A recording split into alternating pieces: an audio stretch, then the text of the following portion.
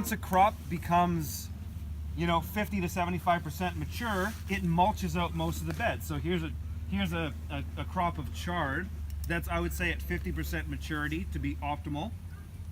Give it another 2 weeks, there'll be so much foliage on the crop that the soil is now protected from erosion from heavy rains, protected from drying, protected from weeds.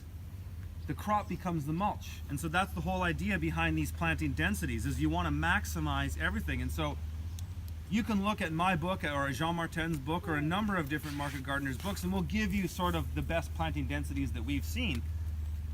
But you might tweak them based on your own conditions. The optimal cut length is, I'll just pull one out to demo it, would be the lowest you would want to go would be something like that.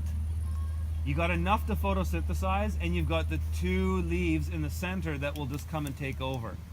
And so that'll come back really nice. And in a main growing season, a lettuce like this, you can cut it on a Friday and you can cut it again the next Friday. It'll come back in 7 days. That's the summer. Is that the same for Salanova? No, Salanova is 10 days to 2 weeks. Salanova in the summer, like now, is 10 days recovery. In the spring, it's 14.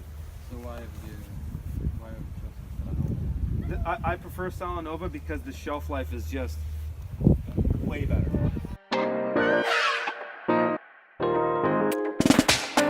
If you want to get that and you want to get top dollar, you got to pick them pretty much every day in the summer. And I can sell that, like I said, $8 a kilo. This one, it'll go down to half, about 4 a kilo. And then when they get like that, they're free.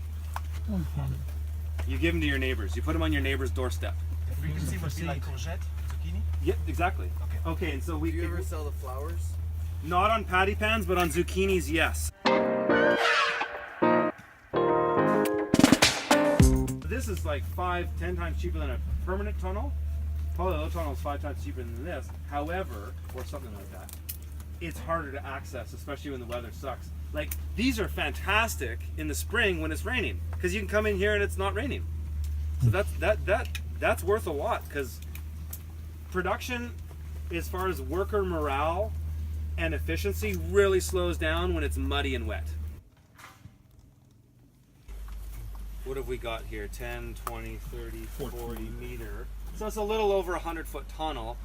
This can be set up in an hour with 2 people knowing what they're doing. You're basically just going in, running 2 measuring tapes on each side, pounding in your rebar every 1.5 meters, and then coming in, 2 people carrying each bow, starting at the end, putting the bow on the rebar, getting the next one, putting the bow on the rebar, and just working your way back.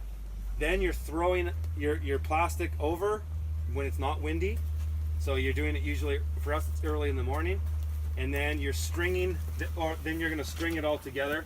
You actually put these, you put those plates on before the steel goes on, and then you're just stringing this over like a shoelace, and it's done. It's unbelievably fast. And the great thing about them is they go up quick, they go down even quicker. One person can take this thing down in an hour. Maybe not with these, because you got to unscrew some stuff, but it's fast. Fluctuations on your DTM on the shoulders, right? So if I say radishes are 28 days, in the springtime they're 45, and in the fall they're 36.